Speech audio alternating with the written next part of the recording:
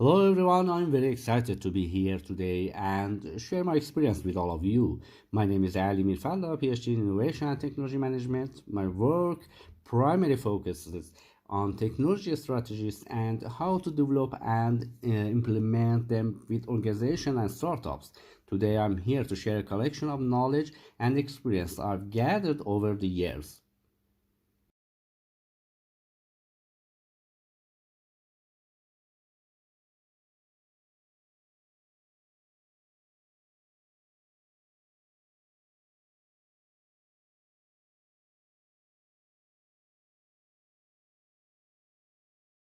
Hello everyone, before this episode, we have spent some time looking at the outside world, the industry, the competition. Now, let's turn our attention inwards.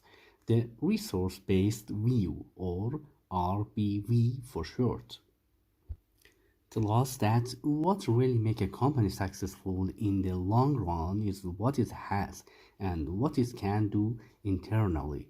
It's all about leveraging your unique strength to beat the competition. This slide introduces the resource-based view, a prominent theoretical perspective in strategic management. It explains that the RBV posits that a firm's internal resources and capabilities are the fundamental resources of its profitability and sustainable competitive advantage. This perspective shifts the focus from external market positioning to the strategic importance of internal factors.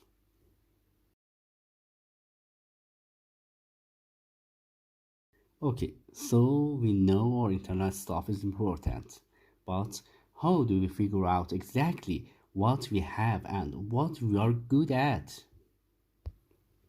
We start by looking at our resources, the things we own or control, like our equipment, our brand, or our patents. Then we look at our capabilities, what we can actually do with those resources. Think of it like having ingredients or resources and knowing how to cook or capabilities. We can use tools like functional analysis and value chain analysis to help us with this. This slide defines resources as the productive assets owned by the firm and capabilities as the firm's ability to utilize those resources effectively to achieve specific outcomes. It introduces two key analytical tools for identifying and understanding organizational capabilities. Functional analysis, which examines capabilities with different functions areas of the firm, and value chain analysis, which focus on the sequence of activities that the firm undertakes.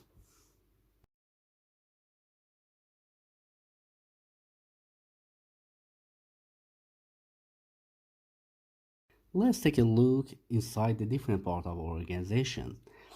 Functional analysis is like going department by department, looking at what each team is responsible for and what they are particularly good at. For example, our operations team might be great at efficient production, while our marketing team might excel at reaching customers. Understanding these strengths and weaknesses across all our functions give us a good overall picture.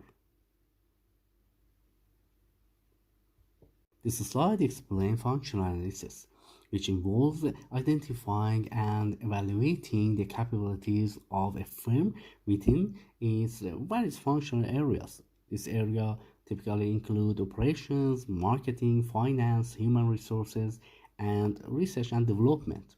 By analyzing the strength and weakness of each functional department, a firm can gain insight into its overall organization capabilities. Now, let's look at the whole process of how our company creates value, from getting the raw materials to delivering the final product or services to the customer. This is what we call the value chain. This includes all the key activities we perform. There are the main activities that directly create the product, and then there are support activities that help everything else run smoothly. By looking at each step in this chain, we can find ways to be more efficient and create more value for our customers. This slide introduces value chain analysis, a strategic tool used to examine the sequence of activities that a firm undertakes to design, product, market, deliver, and support its product or services. It distinguishes between primary activities, which are directly involved in the creation and delivery of the products, and support activities, which facilitate the primary activities. Analyzing the value chain can help firms identify areas where they can create more value for customers and potentially gain a competitive advantage.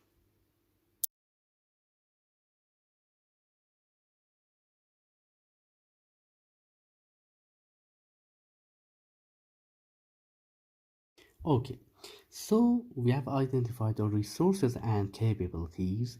Now, how do we know which one are really special and can give us a competitive edge?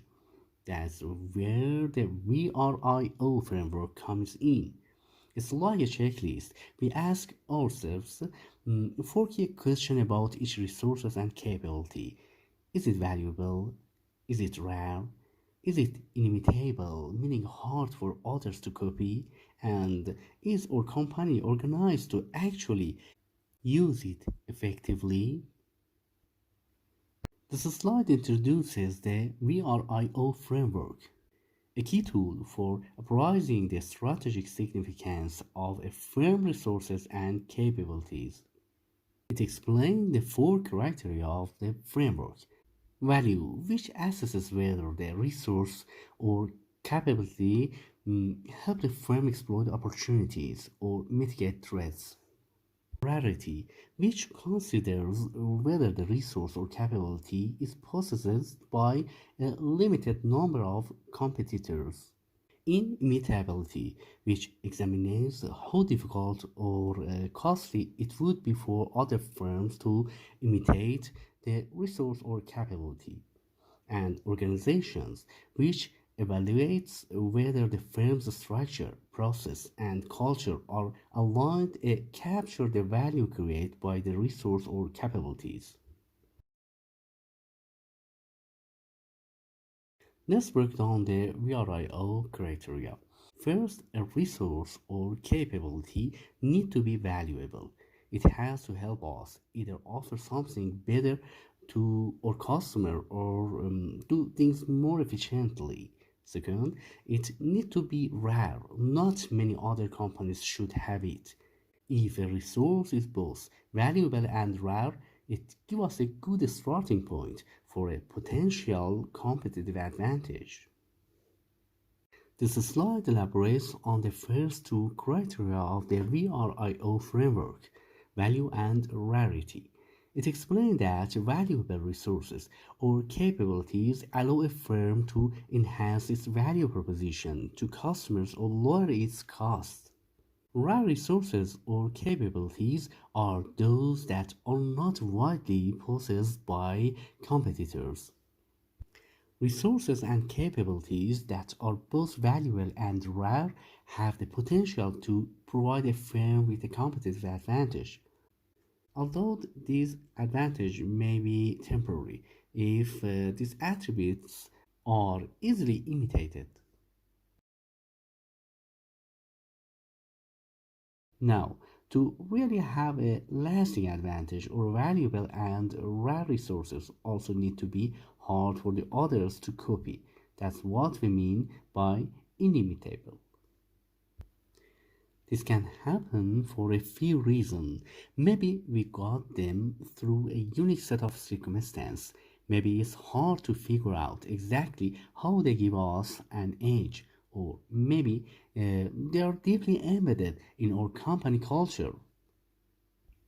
Finally, we need to be organized in a way that allows us to actually use these special resources effectively.